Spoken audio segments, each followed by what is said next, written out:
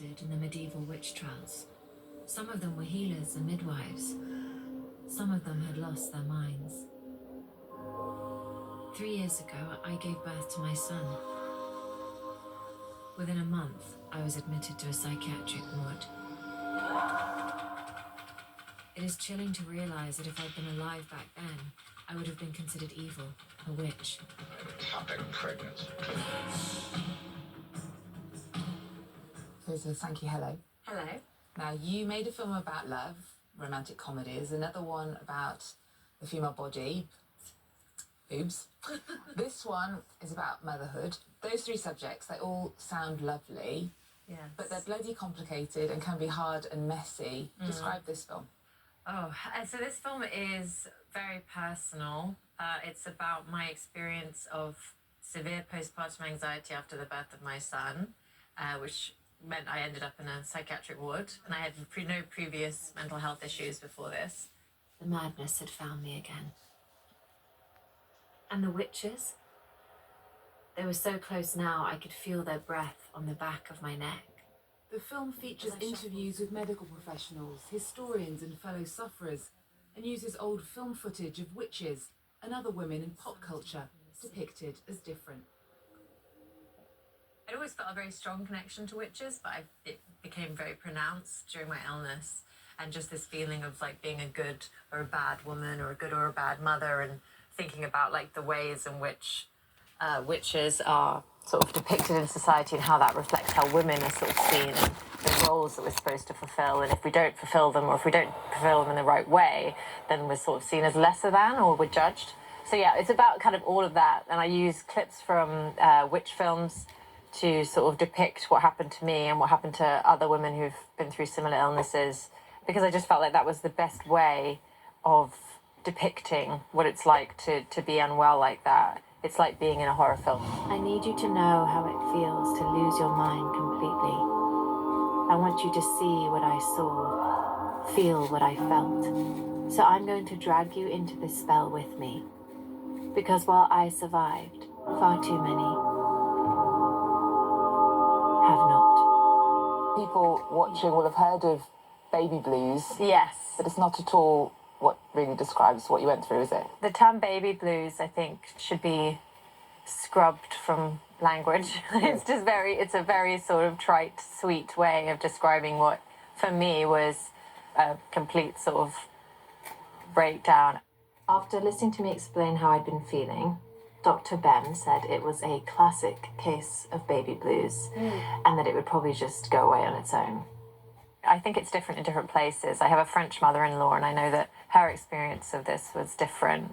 But in the UK, there's not really any conversation about mental health or how pregnancy or becoming a mother might affect your mental health. And so when it started happening to me, I just didn't know what was going on. I didn't know what was wrong with me. And because it's linked to giving birth, you start to think, oh, this is because of this decision that I've made, and the baby is the reason why I feel like this. And then that kind of takes you down this like horrible spiral of like shame and guilt, and also just like terror. It was unbearable. It was like physically unbearable. It was like being in physical pain all day.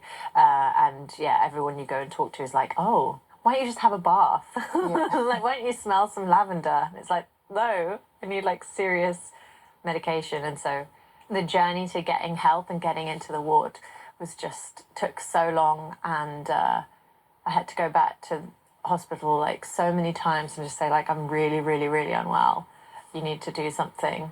Nobody wants you to be ill. All the people around me were like, you're sure you'll be fine. And you have to be like, no, honestly, the thoughts in my head, this is not going to end well if I don't get help. So do you think you said you've got a French mother-in-law, do you think it's different in France then? It was really interesting actually doing the film, because I interviewed some people, one of whom has written a lot about the different types of kind of pressures put on mothers in different places, and she had studied French motherhood, and there's not as much pressure to breastfeed.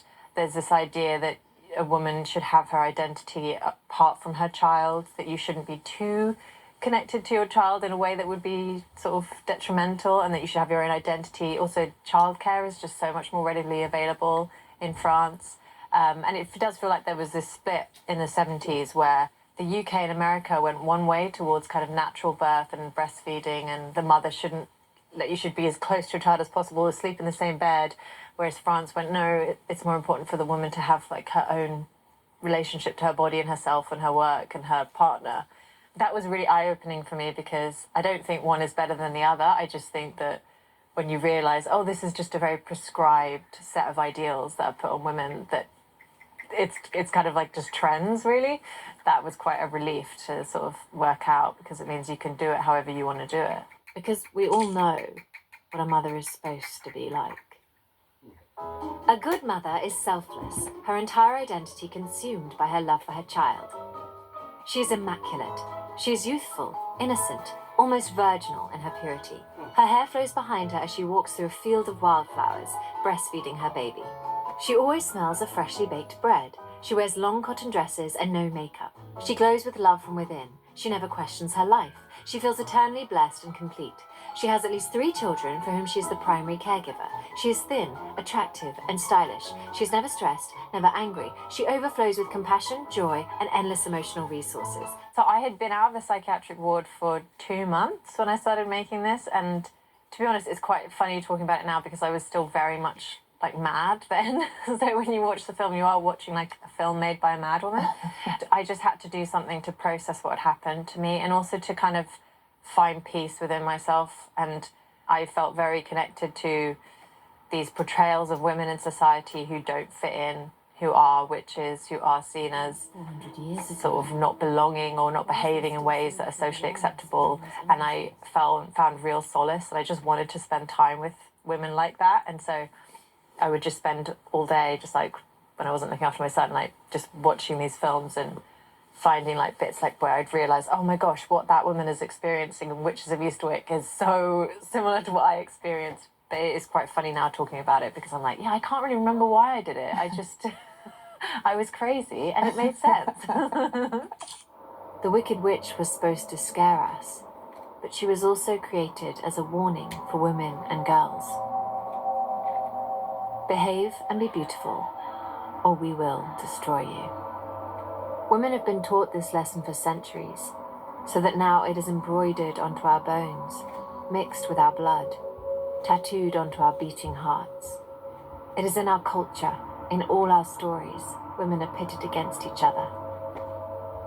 The virgin, the whore, the maiden, the crone, the good witch, and the bad witch. It is a narrative that is so successfully pervasive that we repeat it to each other. We police our sisters, our neighbours, our friends. Do you think the film will help sort of get rid of a little bit this stigma that is still so attached to women's mental health issues when it comes to having children? I really hope so. I mean, that's one of the big reasons why we did it. And it was why it was really important to me to say everything that had happened, say all the thoughts I had. There was a point where my producers said to me, look, you've got to do it. And because I sort of didn't really want to, because, my son is his own person, and I wouldn't want him to ever feel like I'd had those thoughts about him. But at the same time, thinking of the wider world, I knew that if I didn't do it, no one else was going to. And it's been really moving, and at so many screenings, people have come up to me and said, I lost a friend. Someone just messaged me last night saying that they'd lost a friend 6 days before they'd seen the film. But honestly, like, the number of people that have some connection to someone who's had a tragic outcome from one of these illnesses is astounding.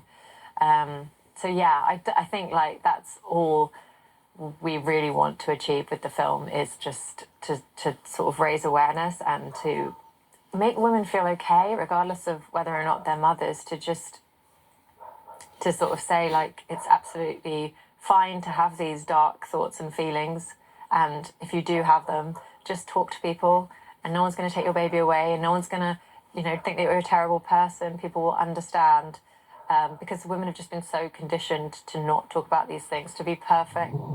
Executing women as witches was a way of cleansing communities of women who were mentally unwell, who didn't fit in, or who knew too much and had too much power. And their murders still reverberate throughout our society. Women are scared of being judged, scared to talk about our dark thoughts, our rage, our madness. And your son is 4 now. Have you thought about what you'll tell him? I mean, we talk about it a lot. Like, I'll say to him, oh, you know, when you and I were in hospital, I don't know, I imagine that by the time he's old enough to watch the film, he'll just be so embarrassed of me and just find me so annoying that the last thing he'll ever want to do is watch anything I've made. Hopefully, what I hope he'll take away from it is that he can tell me anything and that he can talk to me about anything, and that there's no anything that he's gone through I will have been through worse, hopefully. So yeah, that's what I'm hoping he'll get from it. Okay, Elizabeth, thank you so much. Thank you so much.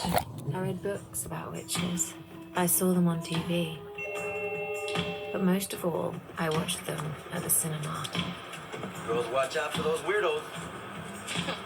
We are the weirdos, mister.